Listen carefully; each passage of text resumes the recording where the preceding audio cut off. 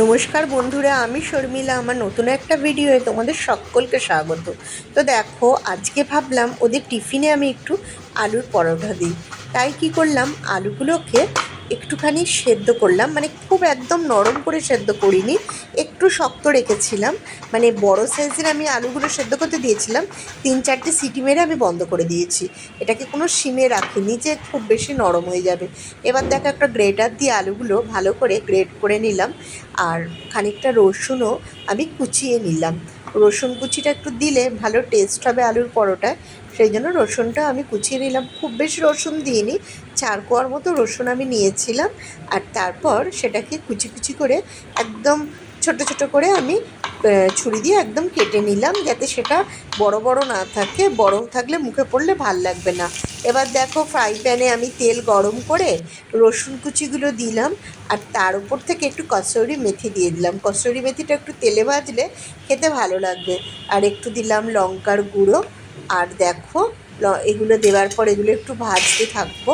লঙ্কার গুঁড়ো দেবার পর যে আলুটা আমি সেদ্ধ করে গ্রেট করে রেখেছিলাম, সেইটাকে এবার আমি দিয়ে দেবো। এটাকে ভালো করে ভাজতে হবে। ব্যাস, আমি দেখেছো ফোড়নের ডিম দিতেই ভুলে গেছি। যখন রসুনটা দিলাম, ওর মধ্যে ডিমটা দিলে ভালো হতো। তো কী করবো বলো, মধ্যিখানে একটুখানি তেলটা গরম করে মধ্যিখানে একটু তেল দিয়ে আবার ডিমটা দিয়ে ভালো করে নাড়াচাড়া করে এবার ডিমটা মধ্যিখানে ভেজে নিয়ে আমি এটা আলুর সঙ্গে মিক্সড করে নিয়েছিলাম। কিন্তু ডিমটা প্রথম দিকে দিতে ভুলে গেছিলাম ঠিকই, কিন্তু এর টেস্টের কিন্তু কোনো তফাৎ হয়নি। খুব ভালো খেতে হয়েছিল, টেস্টটাও খুব ভালো হয়েছিল। আর দেখো, সামান্য আমি নুনও দিয়ে দিলাম পরিমাণ মতো, একটু লঙ্কা কুচিও দিয়েছিলাম, আর একটু গরম মশলা ওপর থেকে দিয়ে ভালো করে এটা পুরো আলুটার মধ্যে মিক্সড করে নিয়েছিলাম। আর বিশ্বাস করো, এরমভাবে সকালবেলা চটজলদি করেছিলাম ঠিকই, কিন্তু পুরটা খুব দারুণ খেতে হয়েছিল কিন্তু। আর আমি শাশুড়ি মাকে বললাম যে রোজ রোজ ময়দা খাওয়া তো ঠিক না, তো আমি আটার করে দিই। আটার যেমন আটা মাখে একটু সামান্য তেল আর নুন দিয়ে আটাটা মেখেছিল। আর দেখো, মধ্যিখানে আমি এই আলুর পুরগুলো দিয়ে দিলাম। ভালো করে আলুর পুরগুলো ঠিক এইভাবে দেবো, আর বেশ অনেকটা করে দেবো।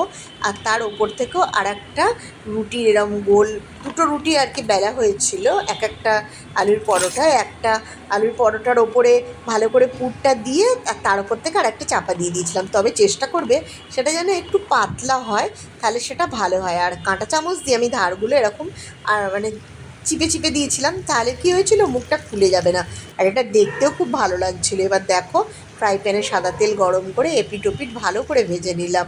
এটা দেখতেও যেমন সুন্দর হয়েছিল, খেতেও দারুণ হয়েছিল।